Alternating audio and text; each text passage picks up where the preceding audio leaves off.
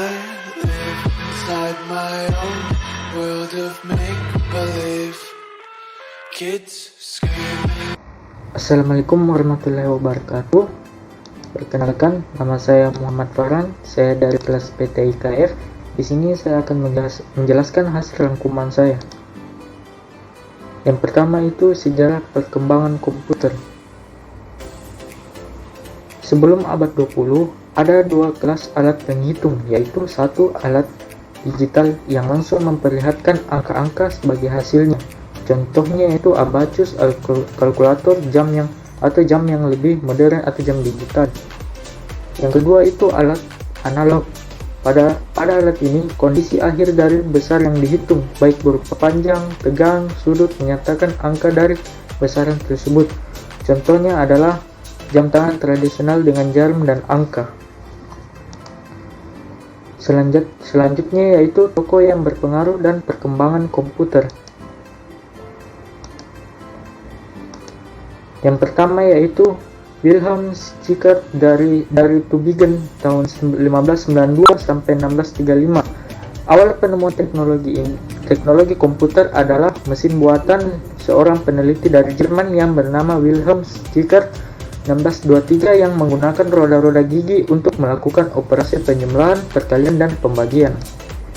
Yang kedua yaitu Blaise Pascal dari Prancis. Pascal yang belum genap berusia 19 tahun merancang suatu kalkulator mekanik yang mampu menambahkan dan mengurangkan yang diberi nama kalkulator Pascal atau Pascaline. Pada tahun 1653, Pascal menulis yaitu The Triangle Arithmetique yang menjelaskan tentang koefisien binomial yang sekarang terkenal dengan segitiga Pascal. Gottfried Leibniz, seorang ahli matematika yang merancang roda Leibniz, bagian yang penting dari alat hitung mekanis. Alat tersebut dapat melakukan perkalian, pembagian, dan penambahan dan pengurangan. Selanjutnya yaitu Charles Babbage. Mesin penghitung yang ditemukan oleh Charles Babbage adalah salah satu ikon yang paling terkenal sebagai bapak komputer dalam sejarah perkembangan komputer dan merupakan kalkulator otomatis pertama. Tahun 1821, Babbage menciptakan difference engine, sebuah mesin yang dapat menyusun tabel matematika. Mesin ini dinamakan analytical engine, yang dimaksudkan sebagai mesin pemanipulasi simbol umum serta mempunyai beberapa karakteristik dari komputer modern.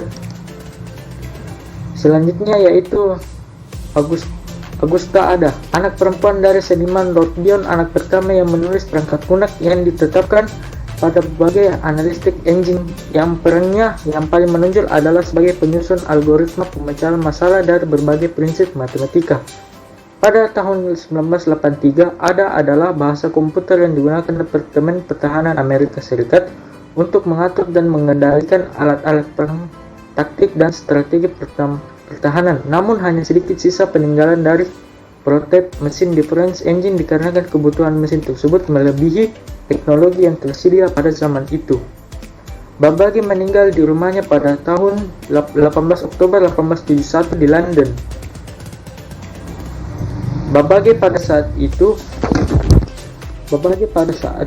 telah berhasil merancang mesin termasuk karya ilmiah besar yang pada kenyataannya baru dapat diwujudkan dalam masa 100 tahun ke depan kemudian. Selanjutnya yaitu kendali komputasi. Kendali pada proses komputasi merupakan masalah yang muncul pada mesin analisis Babbage, yaitu satu, bagaimana menyajikan angka dan melakukan operasi matematika terhadap angka tersebut. Yang kedua yaitu bagaimana melakukan serentetan operasi matematika tanpa campur tangan manusia yang hanya akan memperlambat kecepatan pengolahan. Yang tokoh selanjutnya adalah Basil Bouchon. Pada proses pembuatan hiasan kain sutra yang kemudian dikembangkan oleh Joseph Marie Jaucourt memberikan kontribusi penting dalam bidang pengendalian proses dan merancang sistem kendali dengan menggunakan kartu berlubang atau punch card. Babbage menerapkan rancangan Jaucourt untuk memasukkan angka ke mesin dan mengendalikan proses perhitungan tanpa campur tangan manusia.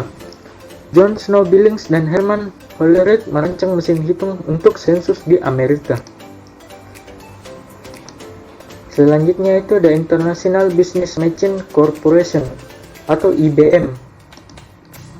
Yang pertama yaitu kelahiran komputer modern. Sebelum komputer modern digital pertama lahir, ada beberapa jenis komputer analog yang beroperasi, yang diantaranya yaitu penganalisis diferensial atau differential analysis yang dibangun oleh MIT pada tahun 1931 dengan perancang Werner Bosch, berguna untuk memecahkan persamaan diferensial pada beberapa cabang ilmu matematika. Pada tahun 1935, Moore School of Electrical Engineering dari University of Pennsylvania membuat mesin serupa yang dinamakan ENIAC atau Electric Numerical Integrator and Computer di bawah pimpinan John Moseley and Presper Enkert, yang pada umumnya disepakati sebagai komputer elektronik yang pertama. Selanjutnya yaitu Electrical Numerical Integrator and Computer atau ENIAC. Komputer elektromagnetis pada tahun 1934 sampai 1946, beberapa para ahli menciptakan komputer elektromekanis dan yang terkenal adalah hasil karya Konrad Zuse dari Jerman, membuat mesin hitung sederhana disebut Z1 pada tahun 1938 dan dikembangkan menjadi mesin elektromagnetis Z3, yaitu mesin floating point binary machine yang mampu menyimpan 64 kata word. Perangkat lunak pertama penemuan Zuse adalah bahasa pemrograman dinamakan plan kalkul. Selanjutnya yaitu komputer digital. Komputer digital dikembangkan oleh beberapa perusahaan antara lain IBM dan Laboratorium Telepon Bell di bawah pimpinan George Stibitz yang dinamakan komputer angka kompleks. Pada tahun 1944, komputer ini termasuk mekanis awal perkembangan komputer elektronik adalah dengan penggunaan tabung elektronik di dalam pembuatan komputernya. Komputer tersebut berukuran raksasa, menggunakan banyak tabung elektronika atau vakum tube, resistor dan kapasitor, serta membutuhkan daya listrik yang besar untuk beroperasi. Kelemahan ENIAC adalah cara pemrograman yang sulit dilakukan dengan bantuan kawat penghubung dan saklar. Kemudian diperbaiki dengan membuat rancangan komputer baru yang dinamakan EDVAC atau Electronic Discrete Variable Automatic Computer. Tokoh selanjutnya yaitu adalah Turing. Turing lahir di Paddington, London, 23 Juni 1912. Tahun 1931, Turing bersekolah di King College dan Cambridge University. Dalam penelitiannya, Turing lebih banyak menciptakan kembali dan membandingkan menggunakan temuan yang sudah ada. Setelah lulus, Turing mendapatkan keanggotaan di King College tahun 1935. Pada saat itulah Turing mempunyai konsep mengenai mesin Turing. Pada tahun 1935, Turing diperkenalkan pertanyaan berkaitan dengan logika matematika yang diajukan oleh Hilbert. Pertanyaan tentang divisibility the Enstedux problem mungkinkah ada walau hanya dalam teori. Sebuah metode atau proses yang mampu menyelesaikan semua bentuk dan jenis pernyataan matematika. Menanggapi pertanyaan itu, Turing memberikan solusi mekanikal berupa konsep mesin universal Turing. Dalam konsep ini, Turing menggambarkan sebuah mesin yang mampu membaca rangkaian berupa 0 dan 1 yang biasa dikenal dengan bilangan biner, yang menjelaskan cara penyelesaian masalah matematika dan menyediakan jawaban yang dibutuhkan.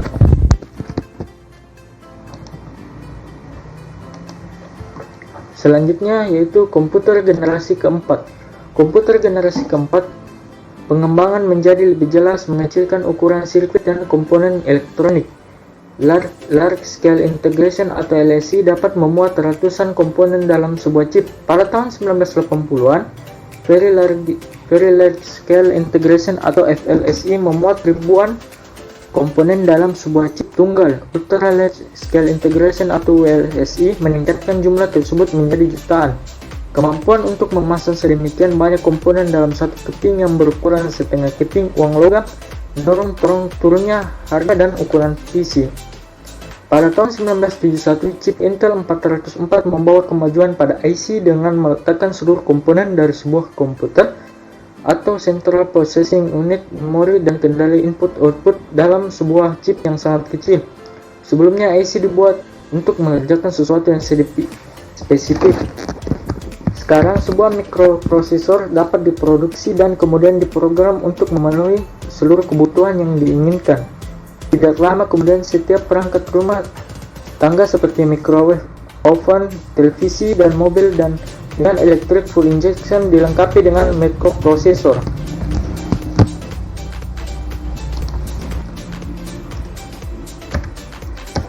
Pada komputer generasi ini sudah memanfaatkan mikroprosesor 1971, yaitu mikroprosesor pertama. Semua komponen CPU adalah single chip dan 4 bit. Diikuti munculnya 808 pada tahun 1972, yaitu 8 bit. Pada tahun 1974, 880 Intel adalah mikroprosesor dengan kegunaan umum. Komputer generasi kelima. Banyak kemajuan di bidang desain komputer dan teknologi semakin memungkinkan pembuatan komputer generasi kelima. Dua kemajuan rekayasa yang terutama adalah kemampuan pemrosesan paralel yang akan menggantikan model non-Neumann. Model non-Neumann akan digantikan dengan sistem yang mampu mengkoordinasikan banyak CPU untuk bekerja secara serentak.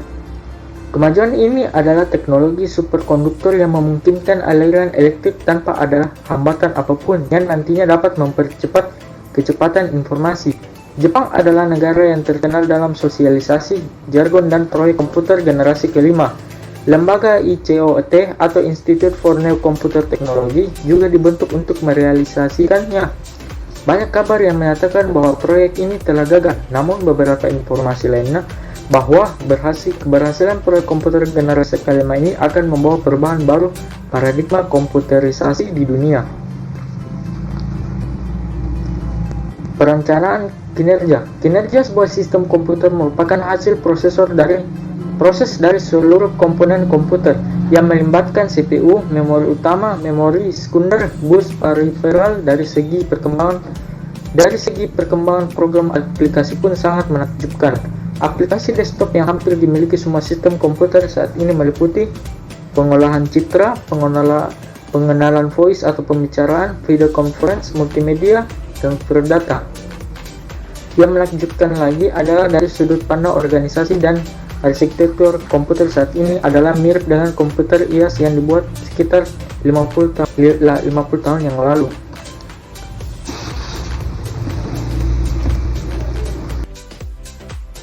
Tingkatan kinerja mikroprosesor ini terus berlanjut, tidak kenal henti dengan berbagai teknik yang telah dikembangkan. Di antaranya yaitu yang pertama, branch prediction, teknik di mana prosesor memungkinkan mengamati terlebih dahulu di dalam software dan melakukan prediksi percabangan atau kelompok instruksi yang akan dieksekusi berikutnya. Data flow analysis, prosesor akan menganalisis instruksi-instruksi yang tidak tergantung pada hasil atau data lainnya untuk membuat penjadwalan yang optimum dan eksekusi. Yang ketiga yaitu speculative execution, dengan model prediksi cabang dan analisis data, maka prosesor dapat melakukan eksekusi spekulatif terlebih dahulu sebelum waktunya. Perkembangan mikroprosesor dilihat dari kapasitas operasi dan kecepatan sangatlah pesat.